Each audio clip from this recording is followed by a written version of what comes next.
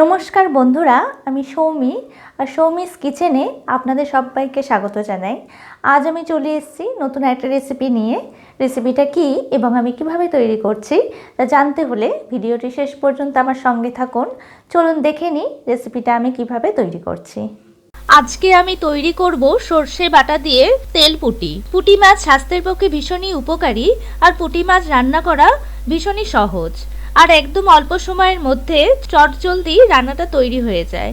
আর এই পুঁটি মাছের স্বাদ কিন্তু অসাধারণ হয়। তাহলে চলুন দেরি না করে রেসিপিটা দেখে নিই। তেল পুঁটি তৈরি করার জন্য এখানে 300 গ্রাম পুঁটি মাছ নিয়েছি। মাছগুলো ভালোভাবে কেটে ধুয়ে পরিষ্কার করে নিয়েছি। এখন আমি এর মধ্যে সামান্য হলুদ দিয়ে দিলাম, এরপর আন্দাজ মতো লবণ এর মধ্যে দিয়ে দিলাম। এবার ভালোভাবে নুন আর হলুদটা মাছের সাথে মাখিয়ে নেব। মাছগুলো ভালোভাবে নুন হলুদ মাখানো হয়ে গেছে, এবার মাছগুলো ভেজে নেব। এখন একটা কড়াই নিয়েছি, এর মধ্যে 3 টিস্পুন সর্ষের তেল দিয়ে দিলাম। তেলটা প্রথমে গরম করে নেব।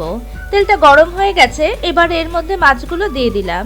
এবার গ্যাসের ফ্লেমটা মিডিয়ামে রেখে মাছগুলো উল্টে পাল্টে ভেজে নেব। খুব বেশি লাল করে ভাজার দরকার নেই। মাছগুলো ভাজা হয়ে গেছে, এবার আমি উঠিয়ে নিলাম। এবার এর মধ্যে আরও 2 টিস্পুন সর্ষের তেল দিয়ে দিলাম। তেলটা একটু গরম করে নেব। এখন আমি 1/4 টিস্পুন কালো জিরে ফোড়ন দিয়ে দিলাম। এবার 2টো তেজপাতা মাঝখান থেকে ভেঙে দিয়ে দিলাম আর 2টো কাঁচা লঙ্কা মাঝখান থেকে একটু চিড়ে নিয়ে এর মধ্যে দিয়ে দিলাম। এবার ফোড়নটা একটু হতে দেব। ফোড়নটা হয়ে গেছে, এবার এর মধ্যে 2 টিস্পুন কাঁচা জিরে বাটা দিয়ে দিলাম।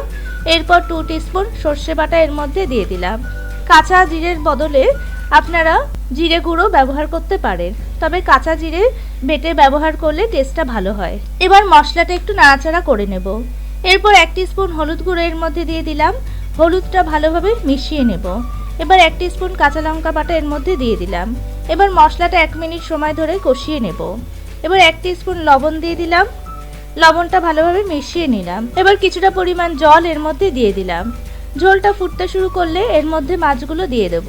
ঝোলটা ফুটে উঠেছে, এবার এর মধ্যে ভেজে রাখা মাছগুলো দিয়ে দিলাম। এবার মাছগুলো ভালোভাবে ঝোলের সাথে মিশিয়ে নিলাম।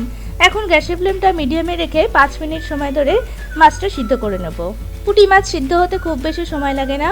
5 মিনিট পর আমি দেখে নেব রান্নাটা হয়েছে কিনা। রান্নাটা একদম হয়ে গেছে।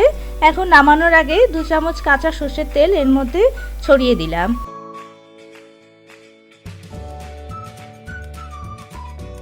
আর 2টো চেরা কাঁচা লঙ্কা এর মধ্যে দিয়ে দিলাম। এবার তেলটা একটু মিশিয়ে নিলাম।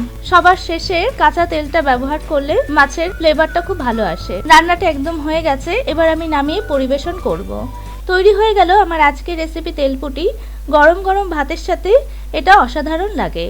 আপনারাও বাড়িতে এই পদ্ধতিতে একবার তৈরি করে নিন তেল পুঁটি। রেসিপিটা কেমন লাগলো আমাকে অবশ্যই কমেন্টস করে জানাবেন। ভিডিওটি ভালো লাগলে একটা লাইক করবেন আর শেয়ার করবেন। আর আমার চ্যানেলে নতুন বন্ধু হলে প্লিজ চ্যানেলটিকে সাবস্ক্রাইব করে নেবেন আর পাশে থাকা বেল আইকনটা অবশ্যই প্রেস করে নেবেন, যাতে আমার চ্যানেলের নতুন ভিডিও আপলোড করার সাথে সাথে নোটিফিকেশন সবার আগে আপনাদের কাছে পৌঁছে যায়। আজ এখানেই শেষ করলাম। ভালো থাকবেন, সুস্থ থাকবেন। ধন্যবাদ।